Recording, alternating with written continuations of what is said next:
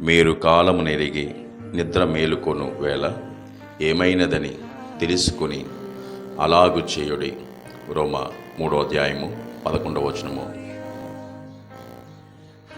న్యాయము తప్పిపోకుండా ఆయన కనిపెట్టును, తన భక్తుల ప్రవక్తనను ఆయన కాచును.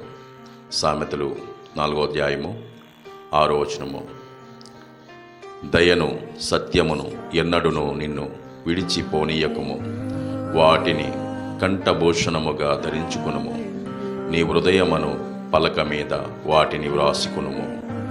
సామెతలు 3:3. ఈ పరిశుద్ధ వాక్యములు తండ్రి దీవించునుగాక.